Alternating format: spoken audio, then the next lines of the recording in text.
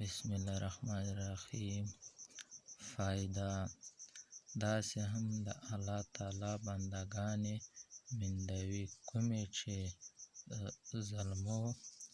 زامنو ته د جنګ په تیز اواز ورکوي، د ننوتو ترغیب ورکوي، او کله چې څلور واړه شهیدان شي او په یو وخت کې ټول شهیدان راشي، نو د الله تعالی شکریه ادا کوي.